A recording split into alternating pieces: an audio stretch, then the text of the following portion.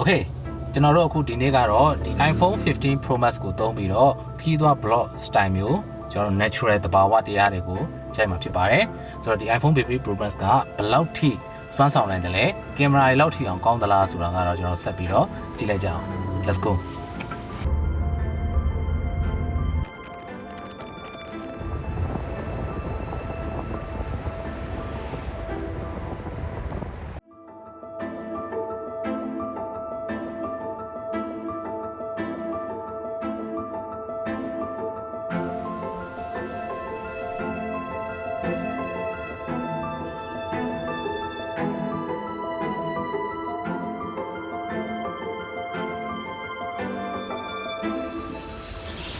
ခုဒါကျွန်တော်တို့ကန်တော်ကြီးနဲ့ရောက်နေတာဖြစ်ပါတယ်။ရာသီဥတုကတော့မိုးကလည်းအရမ်းရွာနေတဲ့ခါကျတော့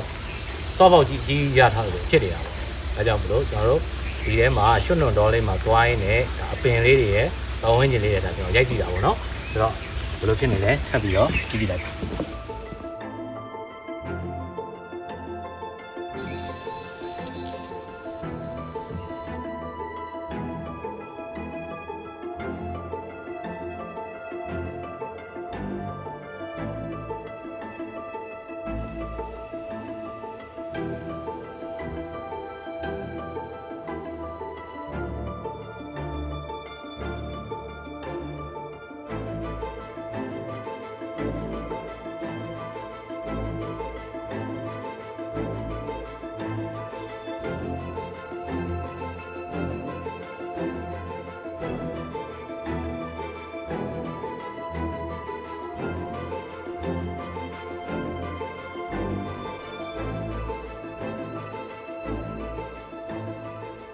အဲ့တော့ကျွန်တော်တို့အခုရေတကောမှာရိုက်နေတာဖြစ်တဲ့အတွက်မိုးကလည်းရွာထားတော့တော်တော်လေးချောတယ်ပေါ့နော်ချောတဲ့ခါကျတော့ကိုယ့်ရဲ့ safety ကိုတော့ကို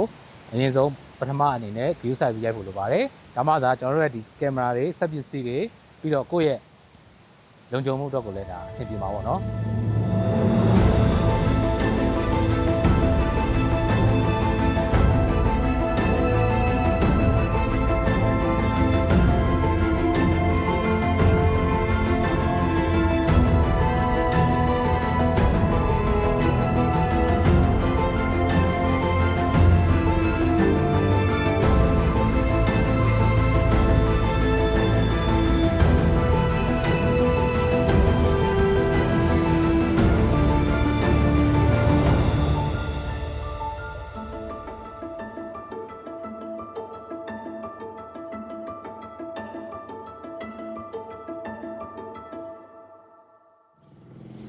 ကျွန်တော်တို့ iPhone တွေနဲ့ရိုက်တဲ့အခါမှာဖြစ်တဲ့ပြဿနာ memory ကိစ္စပဲဒီဖုန်းဆိုလို့ရှိရင် memory ကျွန်တော်ခေတ်ပေါင်း900ရှိတယ်ဒါပေမဲ့တကယ်ဒီ black magic နဲ့ရိုက်တဲ့အခါကြလို့ရှိရင်နည်းနည်းလေးရိုက်ရသေးတယ် memory ကအများကြီးဖြစ်သွားအောင်အဲ့ဒီခါကျတော့ memory မလောက်တဲ့ပြဿနာကြုံရတာပေါ့ဆိုတော့ဒီပြဿနာကိုဖြေရှင်းဖို့ကတော့ကျွန်တော်တို့သူ့ကို external memory ထည့်ဖို့လိုပါတယ်အဲ့တော့ကျွန်တော်အခုလက်ထဲမှာကင်ထားတဲ့ပစ္စည်းလေးရဆိုရင်ဒါ SanDisk ကထုတ်ထားတဲ့ဒါ external SSD ဖြစ်ပါတယ် Gig 1000ပေါ့နော်Gig 1000ရှိတယ်အဲ့တော့ဒီကောင်လေးကိုသုံးလိုက်ခြင်းအပြင် iPhone နဲ့တခါတည်းကျွန်တော်တို့ Type C နဲ့ချိတ်ပြီးတော့ပဲသုံးကျွန်တော်တို့ရိုက်ပြီးမှတခါတည်းပဲကူတ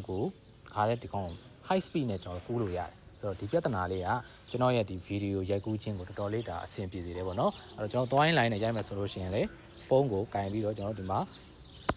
ကတ်လို့ရပါတယ်အဲ့တော့မိုက်တယ်ပေါ့နော်ဒီလိုမျိုးလေးနဲ့ကျွန်တော်တို့ iPhone နဲ့ရိုက်မယ်ဆိုရင်တော့ဒီ memory ပြဿနာကိုဖြေရှင်းလို့ရပါတယ်โอเค